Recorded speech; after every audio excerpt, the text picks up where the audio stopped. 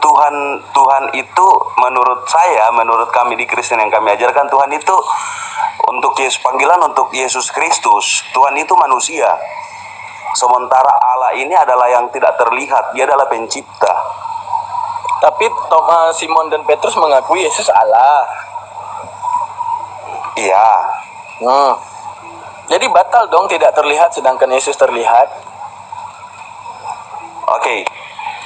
Kenapa Petrus mengakui bahwa Yesus adalah Allah? Karena itu tadi di dalam ajaran Kristen itu ada namanya Tritunggal. Allah adalah Yesus sendiri, Allah adalah Roh Kudus itu sendiri, dan Allah adalah Bapa itu sendiri. Terus kenapa Tuhan harus bertritunggal? Kenapa harus bertritunggal? Karena itu tadi Allah ini tidak bisa berinteraksi kepada manusia, sehingga dia membutuhkan roh dan jiwa untuk turun ke bumi untuk menyelamatkan tidak manusia. Bisa berinteraksi, gini Pak, menyematkan kata tidak bisa pada Tuhan itu membatasi kekuasaannya Pak. Ada nggak yang tidak bisa bagi Tuhan? Nggak ada. Oke, maksud Allah ini kan tidak bisa menampakkan diri kepada manusia.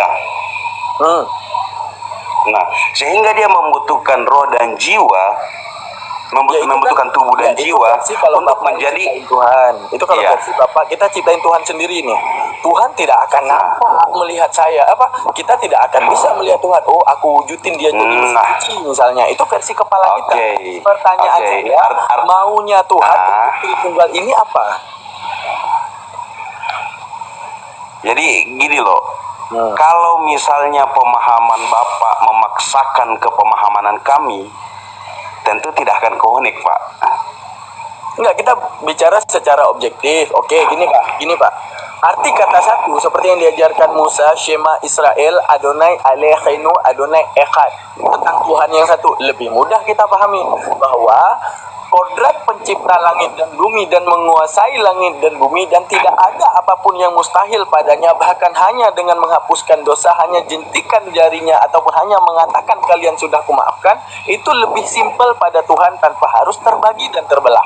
Sekarang menjadi masalahnya ketika Tuhan memilih Tritunggal, yaitu terserah Tuhan. Pertanyaan saya, keharusan Tuhan bertritunggal untuk apa? Lalu si penyemat ajaran Tritunggal ini tahu dari mana bahwa Tuhan itu harus bertritunggal, Pak? Pak SKS, jauhin sedikit headsetnya dari itu Pak, dari mic. Napasnya kedengeran. Mungkin kipas ya. Enggak, napasnya kedengeran. Gitu. Oh ya, oke. Merinding bulu leher saya pakai headset soalnya. Pak jawab. Oke. Jadi gini, pemahaman tentang Tritunggal ini saya hanya pernah disampaikan bahwa Allah ini menjelma sebagai manusia, yaitu Yesus Kristus, untuk menyelamatkan kita dari dosa.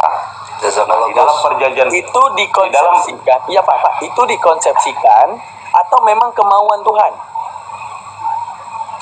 Kalau ini susahnya kalau tidak belajar sejarah tentang agama, oke. Saya Kristen. Oke. Silakan Bang Abong, bantu. Jadi kenapa Allah harus berwujud?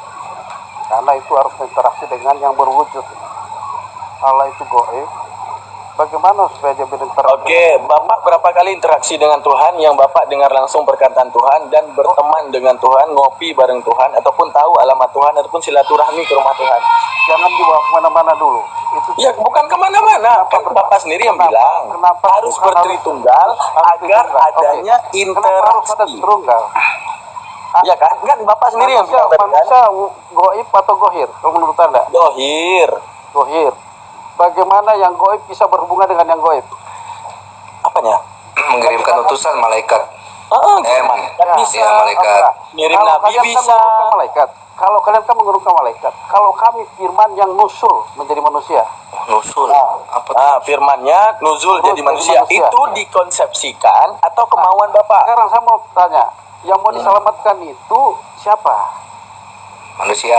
Ngapain diselamatkan manusia? Emang Tuhan itu serem banget, kita butuh keselamatan, Pak. Kalau mau diselamatkan manusia, berarti dia harus jadi manusia dong. Kan dia bisa kirim utusannya. Arti kata harus, Akimoto paham nggak? Arti kata Oke. harus ini yang harus Iya, kita mengirim kritisi. utusannya. Tuhan harus Benar, jadi manusia untuk benar. berinteraksi.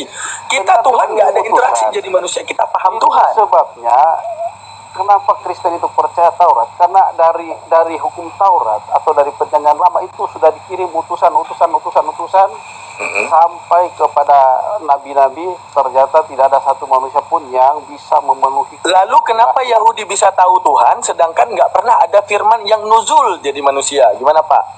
Oh, itu orang Ibrani, apa yang mereka dengar itu firman. Tapi nggak ada yang nuzul jadi Kepada manusia. Musa, Orang berfirman- Madura, Pak, gimana sih? berfirman kepada Musa, berfirman kepada para nabi-nabi, tapi ternyata bangsa Israel tidak taat. Ya, yang penting kan masalahnya berinteraksi kan. Oke, Yahudi dapat memahami Tuhan tanpa harus nuzul-nuzulan. Nah, kenapa di Kristen harus nuzul-nuzulan, Pak? Oh, jadi begini. Oh, jadi begini. Jadi ya? begini. Kalau di Kristen itu di kitab Kejadian dikatakan di sana bahwa setelah manusia jatuh ke dalam dosa, di situ ada perjanjian. Keturunanmu akan meremukkan kepalanya. Kemudian di sana juga, ketika saya tidak tahu di Muslim apakah sama, tapi kami di Kristen, manusia berdosa itu setelah itu kemudian Allah mengorbankan binatang dan kemudian dipakaikan. Ya, itu tahu semua itu dari mana, Pak? Loh, ya Itu ada- kemauan ada- Tuhan. Ada pertanyaan tadi, pertanyaan saya dari awal, itu kemauan Tuhan atau dikonsepsikan seperti itu? kemauan Tuhan. Kemauan Tuhan. Tahu kita dari mana itu maunya Tuhan? Dari mana tahu? Dari Oh. dari kitab yang kami baca. Ya udah, kitab itu kan tulisan pertama. Oke, itu firman yang ditulis oleh manusia. Si manusia penulis ini tahu dari mana Tuhan maunya kayak gitu. Sehingga manusia jatuh dalam dosa, tidak ada keselamatan dari murka Tuhan setelah jatuh daripada dosa waris oleh sebab Adam. Itu tahu dari mana? Tahu dari pertama kali itu adalah melalui firman. Musa naik ke Gunung Sinai bertemu dengan Tuhan di sana. Kemudian Musa ini dikaruniai khusus nabi orang Israel yang pertama kali, yang kemudian diperkenankan untuk menjumpai Allah secara khusus.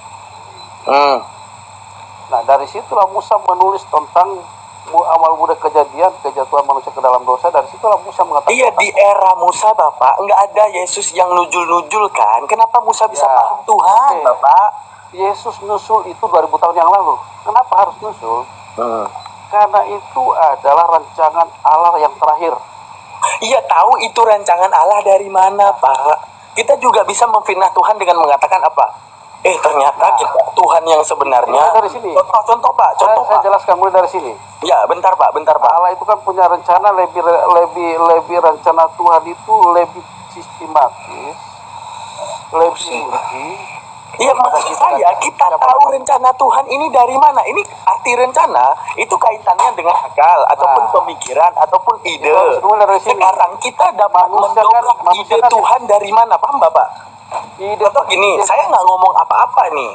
Abang bilang ke Bang Moto, si Daman maunya kita itu semua hari Minggu berenang. Setelah berenang kita tenggelam biar kita semua itu bebuih mulutnya. Dari mana Bapak tahu itu? Dobrak akal saya itu dari mana? Sama seperti Dari- Tuhan maunya mulai ini, dari Tuhan Taman maunya Eden. itu. Itu Mulai taunya dari Taman mana? Eden. Ya, oke. Stop. Mulai dari Taman Eden. Manusia jatuh dalam dosa. Kemudian mulai dari situlah namanya pengorbanan, penebusan. Gini, Dan di Pak. situ ada nubuatan bahwa keturunan dari si Hawa nanti itu akan meremukkan kepala dari si ular. Artinya setan atau iblis akan diremukkan oleh keturunan daripada Hawa. Tapi nanti, karena sebelum itu maka Tuhan akan berinteraksi. Kalau ada dengan manusia melalui kata-kata firman. maka Tuhan akan, itu namanya mendobrak pikiran Tuhan. Boleh. Dari mana boleh kita Ada. mendobrak pikiran Tuhan? Kejadian- Kira-kira dobrakan kejadian itu pasal dari 5. mana? Saya bacakan dulu kalau Anda tidak mau dengar. Oke.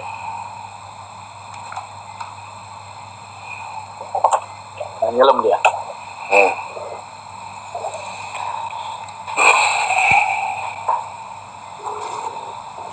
Kalau kita di Islam kan apa namanya itu, kita yang